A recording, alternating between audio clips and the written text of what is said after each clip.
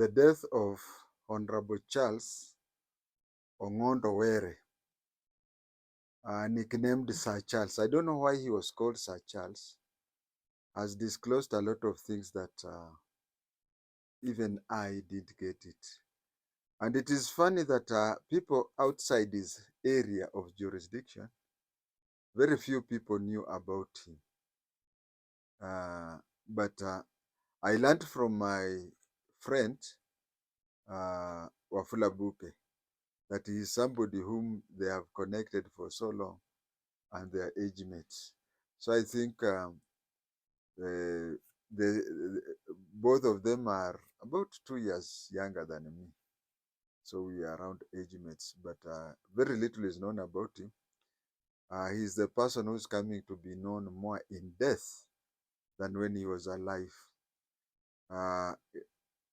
And I want to compare the two.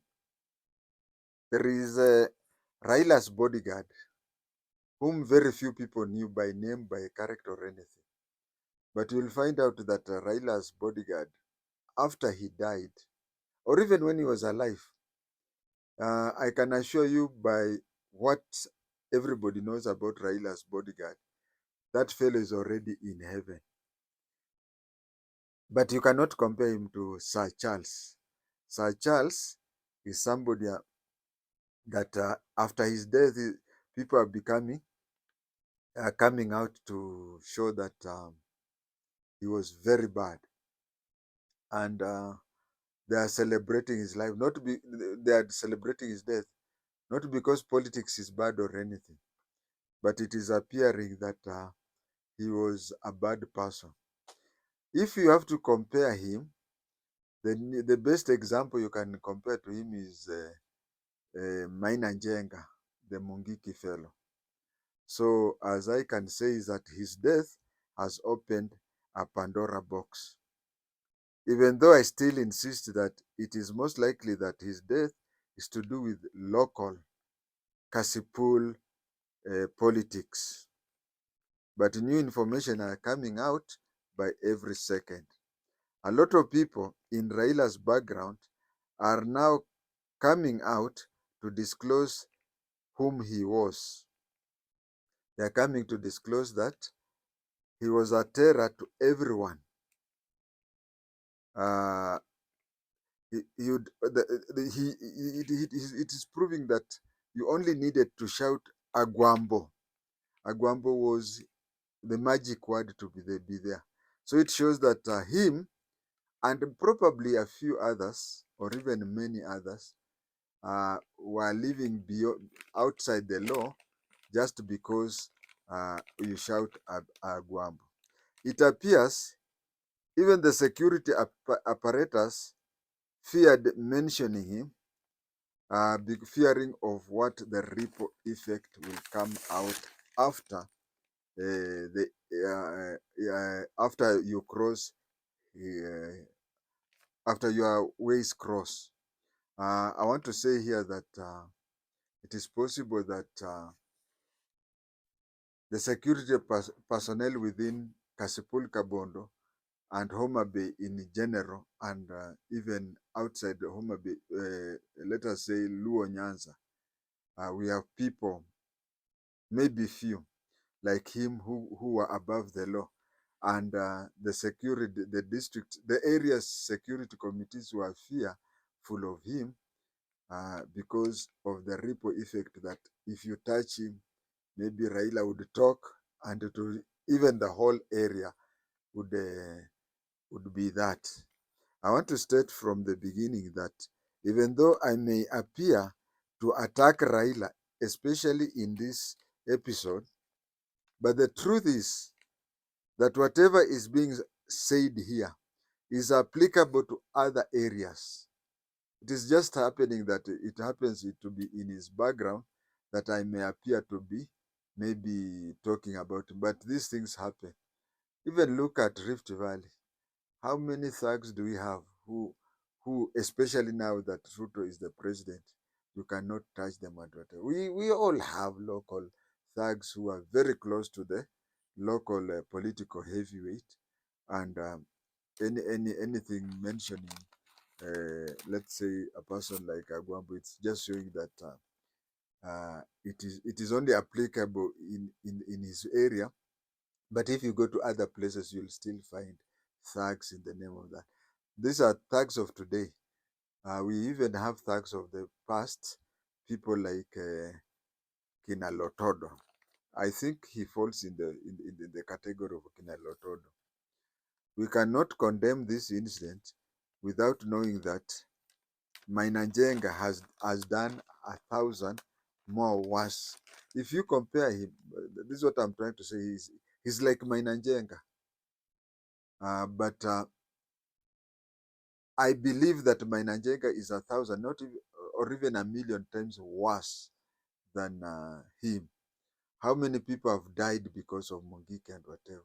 So I may seem to be talking about him and talking about his area, but this information is applicable elsewhere. And even if it is applicable elsewhere, it may even be more worse elsewhere than even in his area of Kasipul Kabondo. So talking from this WW headquarters, I believe that his death has to do with the broad-based government. I tend to believe that his death has got to do with the broad-based government, because when there is a new political dispensation, there are those people who are safe. Let me give an example which may be remotely connected to what I'm trying to say. You find that whenever there is new political alignments and whatever, we usually have, can I give an example of the former county commissioner, Marwa? He was called Marwa, former county commissioner for Mombasa. This is somebody who used to give ODM and NASA people hard time. So when there was a handshake, he was promoted. Yes, he was promoted by job group and taken to the ministry. So you should expect that whenever there is a change in political alignments, there are those who used to walk away with impunity who will now feel exposed. I'm trying to believe that Sir Charles was in that group. Those that he has harassed for years now feel empowered. With a broad-based government, ODM was divided into two. If you can recall very well, it was divided. There are those who in ODM have embraced broad-based government, and there are those who did not. Mheshimiwa was in the group that was against broad-based government. He was in the group that was against the broad-based government, and that is how those people he had harassed and molested in the past may have felt empowered. He knew that with the broad-based government, his cover of worshipping Raila will be blown off. You know, with the broad-based government now, everybody, let's say in that area, will now have to be elected or will be relevant depending on his relevance. Now, those people who would just go shout Raila and whatever, are those people who will now feel exposed. I want to state that the video is not to justify or otherwise the broad-based government.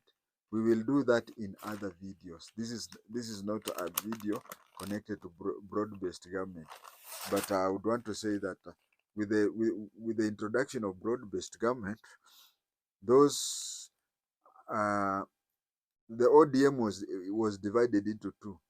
And I'm not trying to say that those who are against broad-based are thugs or no. But you see those who are for broad-based government in the ODM and maybe they are thuggish, I will still feel secure because they are on the right side. Can I use the word right side of the Nini? But anyway, I hope you understand. But those people who may have crossed the thin line of the law and they are against the broad-based government, there is a possibility that they feel insecure. And on the other side, there are those people whom they used to name openly and do what? These people who would feel empowered, or they'll feel confident now to confront them. The video is to show that with the two things happening to Raila, one, Raila is headed to the retirement from politics. There is a question, is he going to contest 2027 or whatever? But even if he contests or he doesn't, him like everybody else, a week past is a week older. So he's somebody whom we can try to start saying that his political days are almost go. This is the 11th hour. The second thing is his need to look for a bigger picture. Once you get to a higher calling, you forget those on the lower. There is a need for Raila to look at a bigger, broader based, not government, but broader based approach. For example, him being in the opposition, he had to consolidate the whole of Nyanza. But him being now more of a nationalist, whatever, he would spend more time with people like. I can give you an example of even an MCA being elected. Before an MCA is elected, every time you can bump into him. But once he's elected, he has so many people to approach, he has so many people to meet, to an extent that you and me would think that now that he has become a bigger person, he has no time for us. The same applies to Raila. Now he has a say in the government. He has more time to say, maybe meet people of various ministries, the cabinet secretaries in various ministries and whatever. So he may have little time for such people. And that one is the second reason I said. So this one most likely felt that he was now, that would make a person like Sir Charles feel that now he's exposed, hence his worry. Those that he had wronged must have started sending messages that karma is real. Those he used to harass must have started sending messages that karma is real. He could have told the security committee. Now, you see, when they started sending messages, I'm talking of somebody who has been there, done that. Remember, I was once the number 2 in the intelligence in Mandera. And there was another time I was also number 2 in the intelligence in Elgeyo Marakwet. So I'm talking of issues from the perspective of security committee. He could have told the security committee about his exposed security. But these people, having realized that his date of usage is expired, then they must have ignored him. I'm saying that because during the time when I was in the system, there are those people who are very close to the president, and the person could be as small as a councillor. But when he came to the office, we used to be scared because he could report you to the president. But we used to have people who are even ministers of very senior ministries. Once things changed and even became, he would come and you'd just sympathize with him. You'd sympathize with him on two ways. You'd sympathize with him that he used to wield a lot of power. Now he's at your mercy. The other reason that you'll sympathize with him is that you'd look at somebody who used to walk around with four bodyguards, and then you find that he's walking along the streets exposed and whatever. So, like any other human being, we always sympathize with people who are in higher positions, but whom life turned and they became in a lower position. That is normal with people. On one hand, what you have done to others is what others are now doing to you. Then on the other hand, the security committee are slow to react to any individual who is out of government. You see, when that a councillor during that time who was close to the president, you could find that uh, he just coughs, and the security company, the security committee is rushing up and down.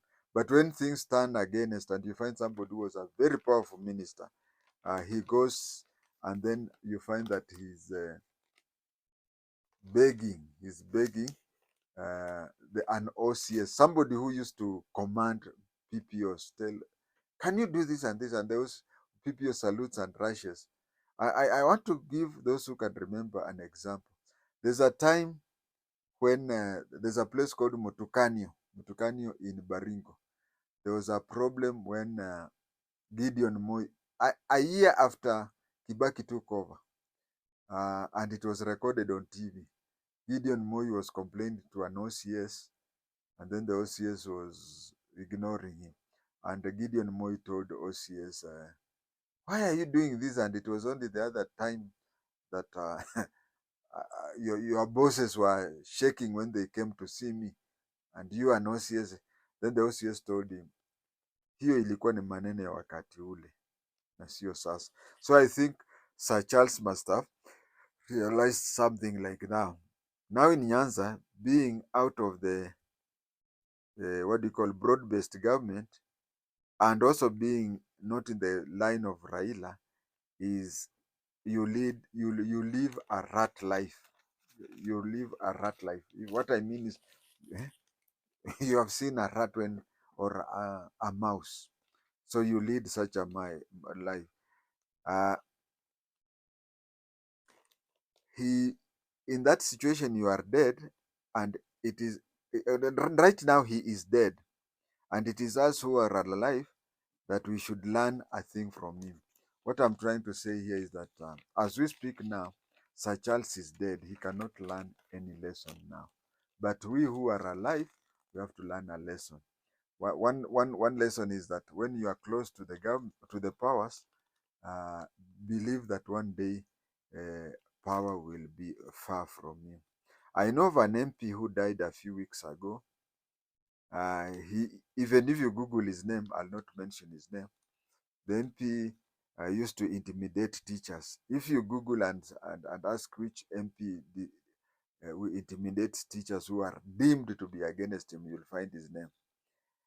And whenever you imagine neighboring constituencies who are building storied classes, but he never built even a single one.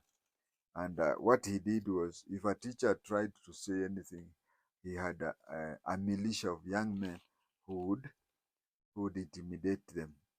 Now, if you go to that constituency today, you'll find that those youths are jobless, and very soon you will the crime rate in that constituency will raise, because very definitely those youths, they used to smoke bang, they used to take changa, and they used to harass people, and he used to give them money. Now there will be no money, there will be no changa, there will be no bang. Expect such youths to turn into crime. So the lesson is that we are learning today is that when you are close to power, know that there's a time when power will be away from you. Another lesson is you should know, you should learn how to have been used. This fellow you see a person like the party like ODM is a party that is good in that is associated with mobs, violent mobs and whatever. But you see the person whom maybe you used to collect youths for the violence is retiring from politics, and you'll find that karma is real. The last lesson I want to tell people, the last lesson I want to tell you, my viewer, is that political assassination is not